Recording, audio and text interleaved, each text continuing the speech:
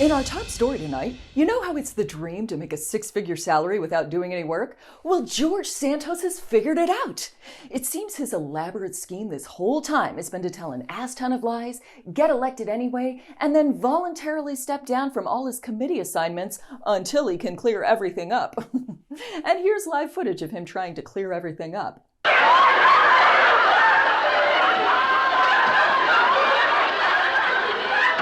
Santos has told reporters that he would put together a news conference soon to address everything, but that's kind of like when Sharon from Accounts Payable sends me an email asking for something, but she's exhausting. So I don't respond, and then later on I see her in the break room and I'm like, oh yeah, it's on my list, I'm just so busy today.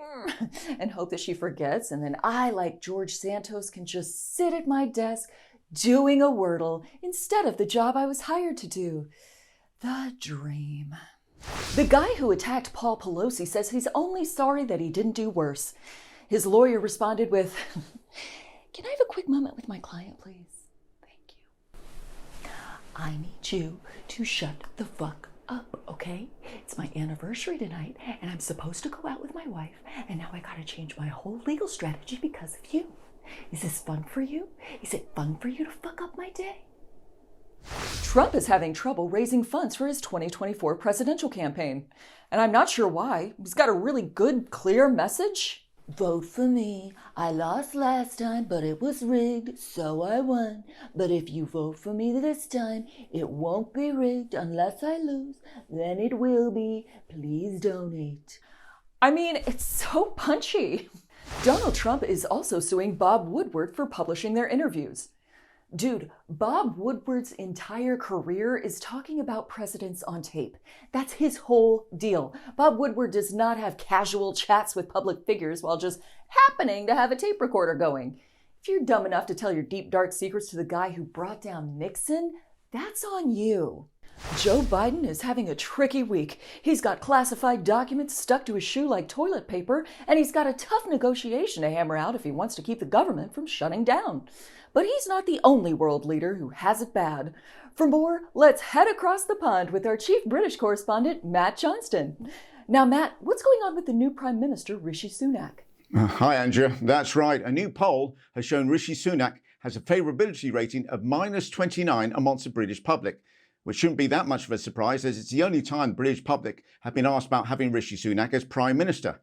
He's been hit by a few scandals recently, including Nadeem Zahawi, the man that for a while was in charge of the nation's taxes, not paying his taxes. But the real problem for him is he's very energetic and patronising, so he comes across as less a leader of an advanced nation and more a training manager at a fast food franchise. Got it. Now, -29, how bad is that exactly? Oh, yeah, good point. Well, we use metric, of course. I understand you use imperial, so I suppose the best way to look at it is the basic rate is about 3 Kennedys for every Blair, or 4 Trumps for a Churchill. You want a Nixon? That will set you back half a Major and a Johnston. You know, you have to move the one over. Rishi Sunak has to go some way, though, to catch up with Liz Truss, who was on -70 when she left office. Her approval ratings dropped so far, we've sent a potholing team to find them. All right, now let's move on to the royal family. I want to show you this picture and ask, what the fuck is happening here? You're asking about the photo on the front cover of last Saturday's Daily Telegraph of 2 of Ghislaine Maxwell's acquaintances sitting in a bathtub to demonstrate that Prince Andrew of Virginia Guthrie couldn't have frolicked in a bathtub as it was too small. Are none of these people a member of the Mile High Club? It appears Prince Andrew is going on the offensive. Or should that be more offensive? He's been advised to consider asking for a renegotiation of the outer court settlement with Virginia Guthrie. I think we know how that'll go. And it is reported to have threatened her with a $100 million lawsuit if she repeats her claims against him. Which actually sounds like a threat a 4-year-old who's just learned about numbers would make. Expect the next headline to read, "Ginny is a dummy and stinks of poop," says Prince of the World Andrew the Amazing. Anyway, his legal team is over in LA. You know, along with Harry and Meghan. I have to say, for a country that wanted nothing to do with our royal family, you seem a little weirdly fixated. Well, to be fair, the Kennedys are unavailable for various reasons, so we've got to borrow yours. Now, you've also got a massive strike happening this week, is that right? Yes, indeed. About 500,000 public sector workers were on strike on Wednesday over pay. The government has offered an average of 3 to 4% to these public sector workers. But as inflation is 11%, it doesn't take a genius to work out that that's not enough. It's good news for the youngsters. Teachers are on strike, which is good news for anyone under the age of 16. University lecturers are on strike, so that's good for the 18 to 21-year-olds. Although the bus drivers and train drivers are also on strike, so they can't go anywhere on their day off. In Florida, we've got teachers taking books out of their classrooms so they don't get fired or sued, so things are going pretty well over here too. And civil servants are on strike, so it's bad news for the government, who is, true story, trying to get the anti-strike bill put into law. This is a law that will sack people if they don't go to work, and it's hugely unpopular, as you can imagine, from just about everyone. And the strikes are actually becoming more popular. All of this adds up to the fact that the government may need security as they go about their daily business, which is going to be a problem because the security guards are also on strike. Well, that sounds terrifying. A great roundup of news across the pond, Matt. Thanks for being here. Thank you very much, Andrea. I'll see you soon. Cheerio, America.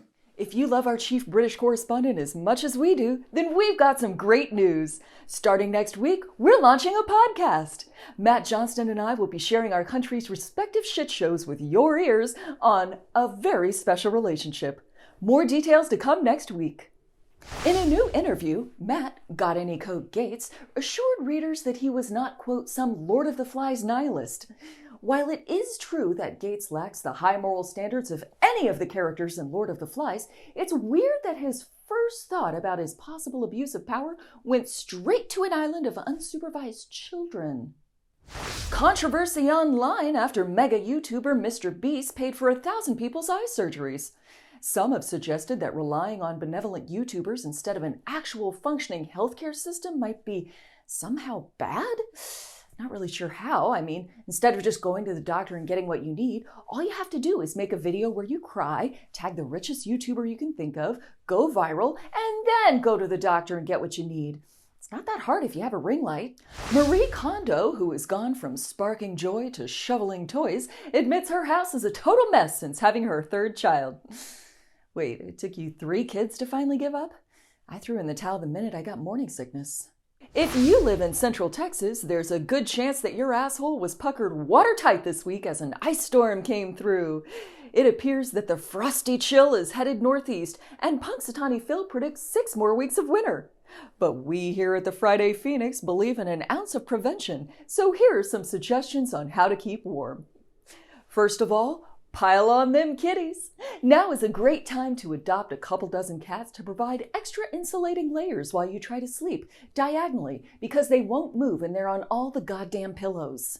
Next up, watch The Shining and do the opposite of everything you see. You can also try a fistful of psilocybin mushrooms and watch all your cold weather worries, plus the walls and your notion of self, melt away. And finally, warm air rises, so maybe glue yourself to the ceiling for the duration. Good luck out there! The whole M&Ms spokes candy thing turned out to be an elaborate prank.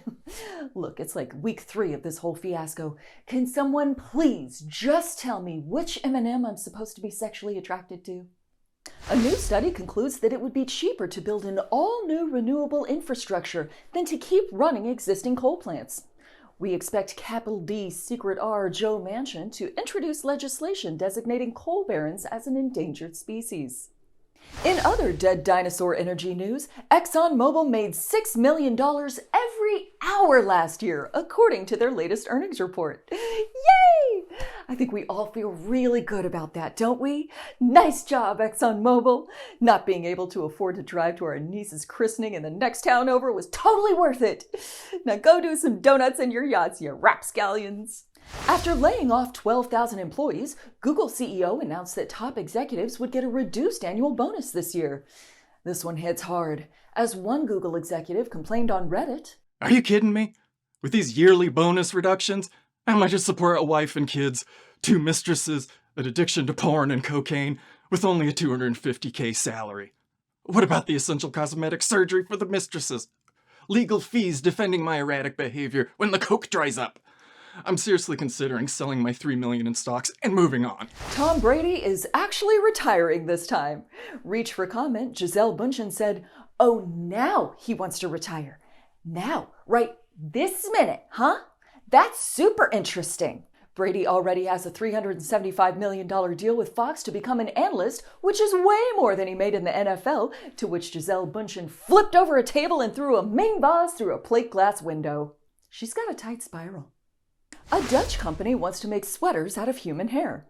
Imagine the look on your friend's face when you say, "Oh, thanks, it's made out of human hair." Is that how you want someone to look at you? Then don't buy the human hair sweater. Oceanographers have added pink dye to study how salt and freshwater mix. Lead scientist Sarah Giddings has repeatedly assured members of the press that all this pink dye is to totally study water and stuff and not to cover up a murder. And finally tonight, a 29-year-old woman used a fake birth certificate to enroll as a high school student and was discovered after a week of attending the school. Her motive is unclear, but one student said she kept hitting on the English teacher and yelling, "I'm not Josie Grossi anymore." That wraps up this week's Friday Fenix. Don't forget to subscribe. Your efforts are valid, but I don't think you can step up to the challenge. Come on.